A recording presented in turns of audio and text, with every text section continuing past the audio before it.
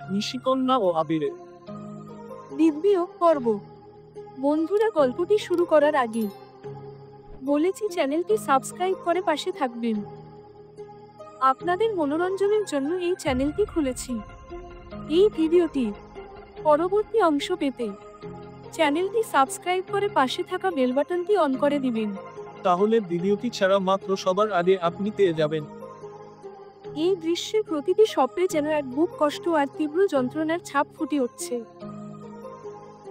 জান্নাতের চোখে এখন আর কোনো স্বপ্ন নেই, নেই কোনো আশা, শুধু একরাশ কান্না, অভিমান আর অসহায়ত্বের গভীর সমুদ্র। আবিরের চোখে আগুন, রাগে ফুঁসছে সে, কিন্তু জান্নাতের কান্নার প্রতিটি শব্দ যেন তাকে অসহায় করে তুলছে। জান্নাত ওর কলার শক্ত করে ধরে আরো জোরে চিৎকার করে বলে, আপনি লজ্জার কথা বলেন? আমি লজ্জা নিয়ে কি করব? লজ্জা কি আমার ভাইটাকে বাঁচাতে পারবে? হাসপাতালের ওই বিছানায় শুয়ে আমার ভাইটা মরছে, জানেন? তার শ্বাসকষ্ট হচ্ছে, অথচ আমি তার জন্য কিছু করতে পারছি না। জান্নাতের গলা কাঁপছে, চোখের জল গাল বেয়ে পড়ছে অনবরত। ওর চোখের সামনে হাসপাতালের সেই দৃশ্য ভেসে উঠছে, ওর ছোট্ট ভাইটা কষ্টে কুকড়ে যাচ্ছে, ঠোঁট ফ্যাকাশে, চোখে অনন্ত ব্যথা, নিঃশ্বাস নিতে পারছে না ঠিকভাবে।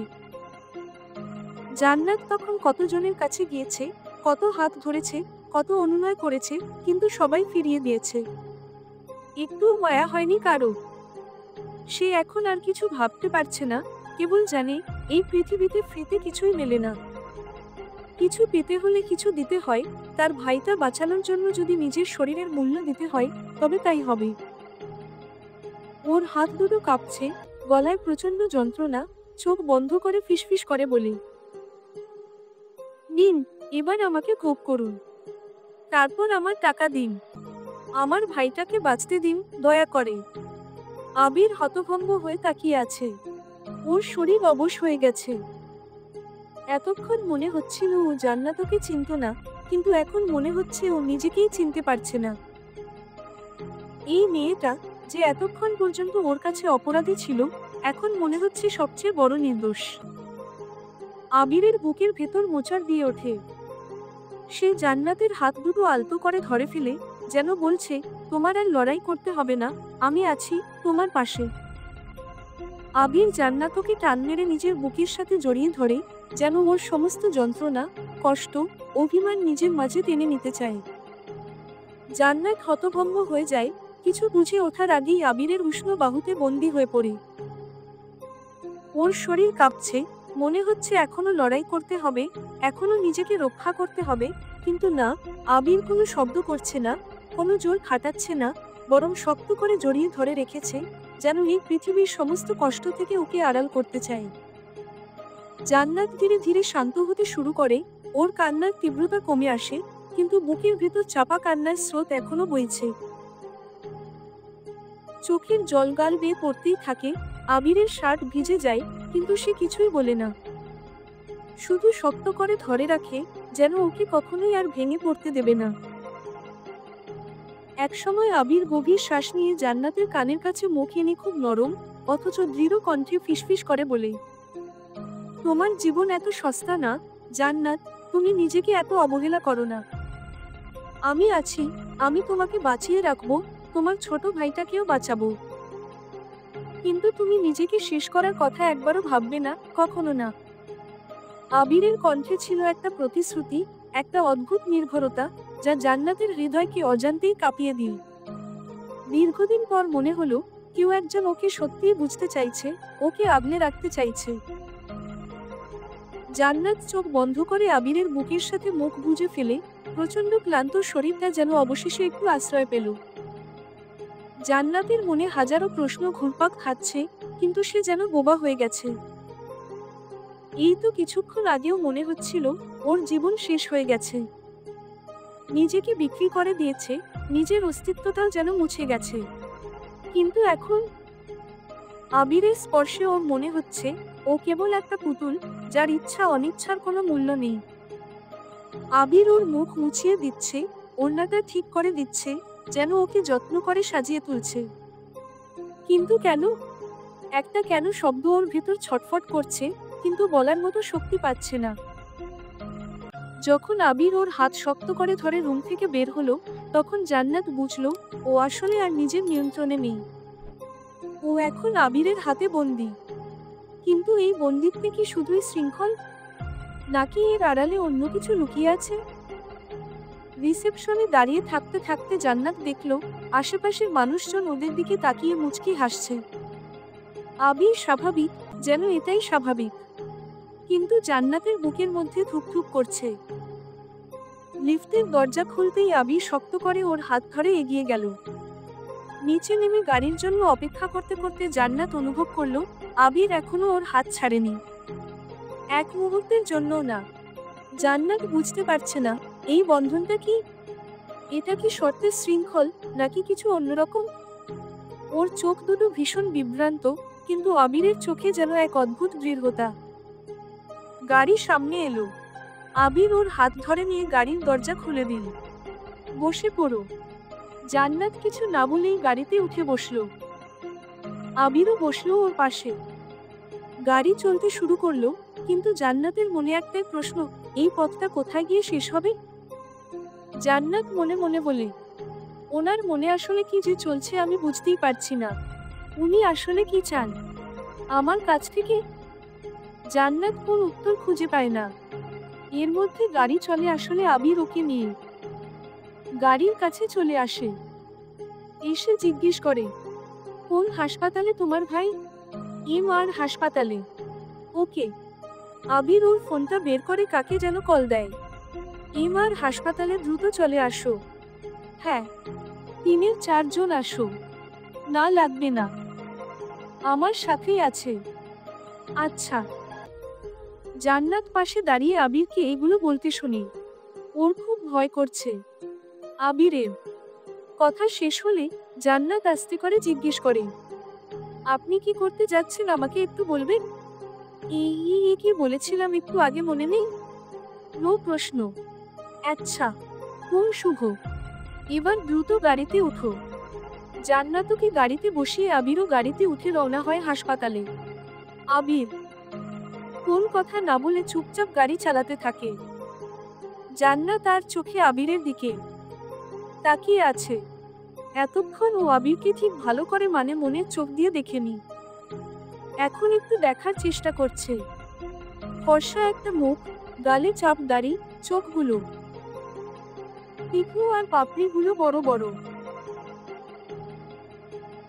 খাড়া নাক, বলিষ্ঠ উঁচা লম্বা দেহ, অনেক হ্যান্ডসাম দেখতে হবে। জান্নাত বেশিক্ষণ তাকাতে পারে না, কারণ আবিরের সাথে চোখাচোখি হয়। লজ্জায় মাথা নিচু করে থাকে। আবিরের বলা সেই বিষাক্ত কথা গুলো এখনো জান্নাতের কানে বাজছে। সেগুলো মনে করে নিজের প্রতি ঘৃণা আরো অনেক গুণ বেড়ে যাচ্ছে ওর। দেখতে দেখতে 45 মিনিট ড্রাইভ করে ওরা হাসপাতালে পৌঁছে যায়। আবির গাড়ি পার্ক করার সাথে সাথেই কয়েকজন লোক এসে গাড়ির দরজা খুলে দিয়ে বলে, স্যার আসুন। জান্নাত তাকিয়ে দেখে কালো কোট পরা কয়েকজন লোক। আবির জান্নাতের কাছে এসে ওকে নিয়ে হাসপাতালে ঢুকে জান্নাতের ভাইয়ের কাছে নিয়ে যায়।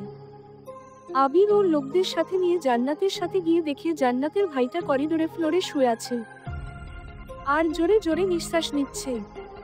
আপাতত সে অজ্ঞান। আবির এই করুণ দৃশ্য দেখে হাত দুটো মুঠ করে ফেলে। জান্নাত ভাইয়ের কাছে গিয়ে কান্না করছে। আবির ওর লোকদের সব বুঝিয়ে বলে, আর তারা সাথে সাথে কাজ শুরু করে। আবির জান্নাতের কাছে গিয়ে ওর কাঁধে হাত রেখে বলে, আমার সাথে আসো। কোথায়? আসতে বলেছি। আমার ভাইটা? বাইরে চলো। আবির জান্নাতের হাত ধরে ওকে নিয়ে বাইরে এসে গাড়ির সাথে হেলান দিয়ে দাঁড়িয়ে থাকে। জান্নাত আবিরের পাশে দাঁড়িয়ে আছে। আবির কিছু বলছে না। ওকে দেখে মনে হচ্ছে ও খুব শক্ত হয়ে আছে। হাত দুটো দিয়ে নিজেকে জড়িয়ে ধরে মাটির দিকে তাকিয়ে আছে। জান্নাত অস্থির হয়ে আছে। ও কিছুই বুঝতে পারছে না। হঠাৎই একটা অ্যাম্বুলেন্স আসে। তারা সাথে সাথে জান্নাতের ভাইকে নিয়ে আগে ভিতর থেকে। জান্নাত দেখে আবিরের লোকেরা সবাই ওর ভাইকে নিয়ে অ্যাম্বুলেন্সে ওঠে। জান্নাত আবিরকে জিজ্ঞেস করে, আমার ভাইকে নিয়ে কই যাচ্ছেন? যেখানে তোমার ভাইয়ের ভালো এবং সঠিক চিকিৎসা হবে সেখানে। আগো। আবির ইশারা দিলে অ্যাম্বুলেন্স ছেড়ে দেয়। ও জান্নাতকে গাড়িতে বসিয়ে অ্যাম্বুলেন্সের ছেড়ে দিতে বলল। জান্নাতের চোখের সামনে সবকিছু যেন দুলে উঠছে। ও কিছুতেই নিজেকে সামলাতে পারছে না। ওর বুকের ভেতর মোচড় দিয়ে উঠছে, মনে হচ্ছে পৃথিবীটা যেন এখনই ভেঙে পড়বে। ডাক্তার যখন বলল অবস্থা খুব খারাপ, হাতে বেশি সময় নেই, তখন যেন সব আশা নিমেষেই তলিয়ে গেল। ও চিৎকার করে কাঁদতে লাগলো, আমার ভাইটা, আমার ছোট্ট ভাইটা। ওর কান্নার শব্দ হাসপাতালের সাদা দেয়ালে প্রতিধ্বনিত হলো। শরীর অসাড় হয়ে আসছে, নিঃশ্বাস বন্ধ হয়ে আসছে, যেন সবকিছু অন্ধকার হয়ে যাচ্ছে। ঠিক তখনই আবির শক্ত করে ওকে ধরে ফেলে। গভীর, দৃঢ় কণ্ঠে বলে, জান্নাত, কেঁদো না। আমি আছি, কিছু হবে না। আমি তোমার ভাইকে কিছু হতে দেব না। কিন্তু জান্নাতের কান্না থামছে না। ওর জীবনে কখনো এত বড় বিপদ আসেনি। এতগুলো দিন কষ্ট সয়েও, লড়াই করেও আজ এই পরিস্থিতি। আবির ওর চোখের জল মুছে দেয়। খুব কাছ থেকে ফিসফিস করে বলে, আল্লাহর উপর ভরসা রাখো, আমি কথা দিলাম তোমার ভাইকে বাঁচিয়ে তুলব। ওর কণ্ঠে এমন এক শক্তি, এমন এক প্রতিশ্রুতি ছিল, যা জান্নাতের বুকের কাঁপুনিটাকে একটু হলেও থামিয়ে দিল।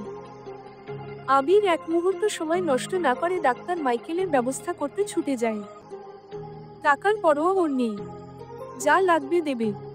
কিন্তু জান্নাতের ভাইকে ও কিছুতেই মরতে দেবে না। জান্নাত ওর জায়গায় নিঃশব্দে বসে থাকে, মাথা নিচু, চোখের জলে সব ভিজে গেছে। ও বুঝতে পারছে না এই মানুষটাকে কেন ওর জন্য এত কিছু করছে। ও তো ভেবেছিল আবির শুধু ওকে কিনেছে, কেবল ব্যবহার করবে, কিন্তু এখন মনে হচ্ছে আবিরের হাতটা কেবল শেকল নয়, ওর জন্য একমাত্র আশ্রয়ও। এতগুলো দিন, এত কষ্টের পর কেউ একজন সত্যিই পাশে দাঁড়িয়েছে, কেউ একজন সত্যিই ওর জন্য লড়ছে। জান্নাত চোখ বন্ধ করে ফিসফিস করে বলল, আল্লাহ, এবার সত্যিই আমার ভাইকে বাঁচিয়ে দিও। আর একদিকে আবির হাসপাতালের করিডোরে দাঁড়িয়ে মুঠোফোনে কথা বলছে, ওর চোখে আগুন জ্বলছে। যা করার আজ রাতেই করতে হবে। কারণ এই লড়াই শুধু জান্নাতের নয়, আজ থেকে ওদের দুজনের। গাড়ির ভেতরে নিস্তব্ধতা। জান্নাত জানালার বাইরে তাকিয়ে আছে, কিন্তু ও কিছুই দেখতে পাচ্ছে না। ওর মাথার ভেতর শুধু একটাই ভাবনা, ভাইয়া ভালো হবে, ও বেঁচে যাবে। আবির ওর পাশে বসে আছে, কিন্তু কোনো কথা বলছে না। শুধু এক হাতে স্টিয়ারিং ধরে, অন্য হাতটা জান্নাতের হাতের ওপর রাখে। শক্ত, দৃঢ়, যেন বলতে চাইছে, আমি আছি, চিন্তা করো না। হঠাৎ আবির একটু হেসে ফিসফিস করে বলল, বাসায় চলো, আমাদের কাজ তো এখনো বাকি। জান্নাতের বুকের ভেতর কাঁপুনি দিয়ে উঠল। এই কথার অর্থ জানে ও। হাত পা ঠান্ডা হয়ে গেল মুহূর্তেই। ও মাথা নিচু করে থাকলো, কিছু বলল না। গাড়ি ছুটে চলল নিস্তব্ধ শহরের ফাঁকা রাস্তায়। রাত শেষ হয়ে এসেছে, ধীরে ধীরে সূর্যের আলো ছড়িয়ে পড়ছে, কিন্তু জান্নাতের ভেতরের অন্ধকার কিছুতেই কাটছে না।